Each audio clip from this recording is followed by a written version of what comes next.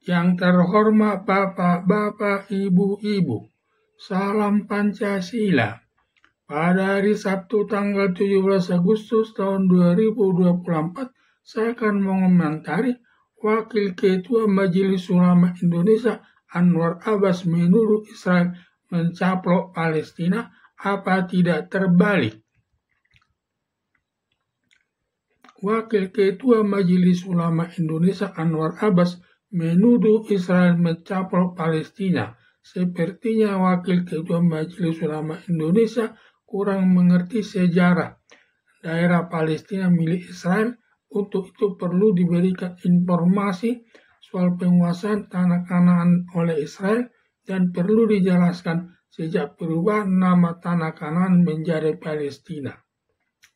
Padahal Israel menduduki Israel ada dua tahap, yaitu pertama, Israel menguasai negara Israel sejak keluarnya Israel yang dipimpin Nabi Musa dari tanah Mesir sejak 4.000 tahun yang lalu menuju Gunung Sinai lewat Laut Teberau dengan membela laut tersebut. Setelah sampai di Gunung Sinai bermukim selama 40 tahun.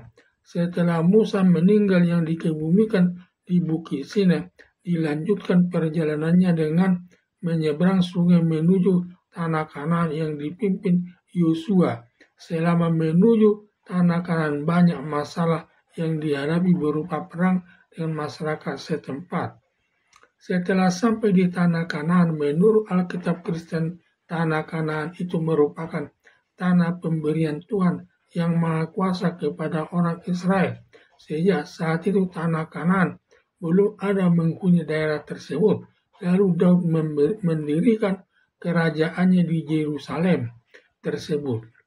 Setelah kerajaan Daud berdiri selama 40 tahun, kemudian pasukan Babilonia dari Mesir menguasai atau menjajah tanah Kanaan. Sejak saat itu Masjid Al-Aqsa didirikan di atas tanah kerajaan Daud itu, sampai sekarang masih dalam sengketa antara umat Yahudi atau Kristen dengan umat Islam. Selanjutnya tanah Kanaan tersebut dikuasai tentara Romawi yang dipimpin Raja Hadrian. Mengingat orang Israel selalu memberontak kepada tentara Romawi, lalu Raja Hadrian merubah tanah Kanaan menjadi tanah Palestina.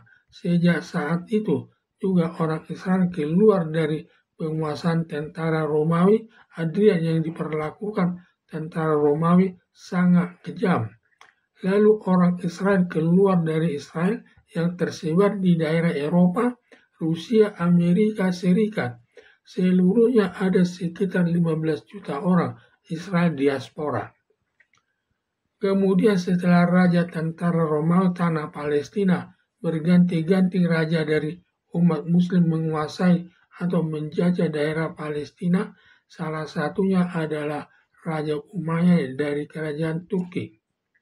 2. Kemudian setelah Inggris mengalahkan kerajaan Turki, lalu Inggris menguasai daerah Palestina, dan saat itu orang Yahudi banyak yang kembali ke tanah Palestina yang datang dari Eropa, Amerika Serikat, dan bermukim di daerah Palestina yang bertetangga dengan daerah Palestina. Sekitar tahun 1947, Inggris membagi 3 wilayah Palestina, yaitu kepada Israel dan Palestina dan daerah internasional. Pada tahun 1948, langsung Israel mendeklarasikan kemerdekaannya, sedangkan Palestina tidak mau mendeklarasikan kemerdekaannya karena Palestina menghendaki selain bagiannya yang didapat harus semua dengan bagian Israel masuk daerahnya, sehingga hingga sekarang Palestina belum merdeka penuh. Satu hari setelah Israel mendeklarasikan kemerdekaannya tahun 1948, besok harinya 5 negara Arab antara meliputi negara Mesir, negara Lebanon, negara Yaman, negara Yordania menyerang negara Israel. Berhasil dimenangkan Israel. Atas kemenangan Israel, melawan 5 negara Arab tersebut, daerah Israel bertambah luas 50% dari 5 menambah 50%. Dari 50% termasuk yang tadinya dikuasai Mesir seperti daerah Palestina meliputi daerah barat, jalur Gaza, Rafah. Sekarang dikuasai negara Israel. Demikian juga daerah Bukit Golan, tadinya dikuasai negara Lebanon, sekarang dikuasai Israel. Karena menurut hukum perang internasional, bagi yang menang perang, daerah yang dikuasainya menjadi dikuasai pemenang perang tersebut. Maka setelah Israel menang perang melawan negara Mesir, menjadi daerah Palestina, jalur Gaza dan Rafah menjadi kekuasaan Israel yang kedua kali. Setelah menguasai Palestina, jalur Gaza, Rafah secara tidak langsung, warga Palestina kelompok Hamas Israel memberikan izin tinggal di tanah Israel. Hanya saja kelompok Hamas tidak tahu diri sudah diberikan menempati jalur Gaza dan Rafah. Malah kelompok Hamas pada tanggal 7 Oktober tahun 2023 secara tiba-tiba menyerang Israel hingga masyarakat sipil Israel mati lebih 1.200 orang yang meliputi anak bayi, orang tua, anak-anak, anak gadis setelah diperkosa dibunuh. Demikian juga menyandra warga sipil lebih 200 orang yang disembunyikan di terowongan jalur Gaza dan Rafah. Penyerangan Hamas tersebut bertujuan menghilangkan Israel dari peta dunia. Melihat perbuatan kelompok Hamas sangat biadab, Presiden Joko Widodo tidak mengutuk kelompok Hamas. Malah mantan Wakil Presiden Yusuf Kala merasa bangga kepada kelompok Hamas berhasil menyerang Israel. Besok harinya tanggal 8 Oktober tahun 2023, Israel membalas serangan kelompok Hamas dengan membombardir jalur Gaza dan Rafah hingga masyarakat sipil Hamas lebih 35.000 orang mati sampai Presiden Joko Widodo dan Wakil Presiden Ma'ruf Amin mengutuk negara Israel dengan alasan kemanusiaan. Wakil Ketua Majelis Ulama Indonesia menyalahkan Israel atas kematian masyarakat sipil lebih 35.000 orang, sudah termasuk pembunuhan genosida. Berdasarkan hukum perang internasional, atas kematian lebih 35.000 orang tidak bisa dipersalahkan kepada Israel.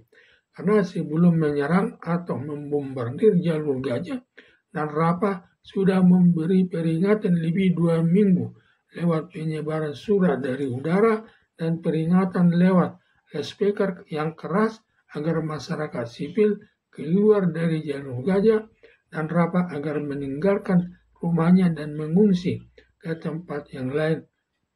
Israel akan membombardir daerah Gaza dan Rafah. Tetapi sebagian besar masyarakat sipil tidak mau keluar untuk mengungsi ke daerah lain.